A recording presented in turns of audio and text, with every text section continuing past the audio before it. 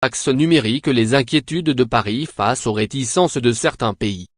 Les Français sont fébriles. L'ambitieux programme de réforme de la zone euro porté par Emmanuel Macron, un super ministre des Finances, un budget substantiel, un parlement spécifique, risque d'accoucher d'une souris, pour cause de frilosité allemande. C'est notamment le cas sur la création d'une taxe numérique destinée à mettre fin à court terme aux excès les plus choquants selon les propos du président français le 17 avril devant le Parlement européen.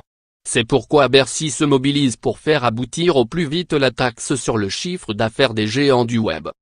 Le président français, qui a placé la refonte de l'Union européenne, UE, au cœur de son programme, a besoin d'une victoire tangible à Bruxelles pour aborder le scrutin crucial des élections européennes, en mai 2019.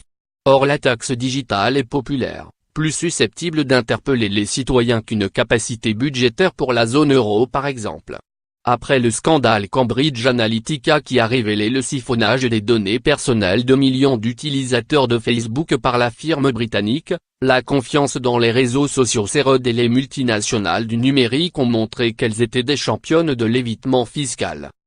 Minutieusement préparée par les équipes de Bercy, la réunion des ministres des Finances de la zone euro à laquelle participait Bruno Le Maire samedi 28 avril à Sofia, en Bulgarie, devait être l'occasion d'engranger un maximum de soutien pour cet impôt d'un genre totalement nouveau, s'appliquant sur les revenus et à rebours de la tradition fiscale des entreprises, basée sur la taxation du profit. Dans ce contexte, les réserves émises par plusieurs pays comme Malte, l'Irlande, le Luxembourg, la Suède, le Danemark et la Finlande ont suscité la colère du ministre français, selon une source européenne citée par la AFP. L'agenda.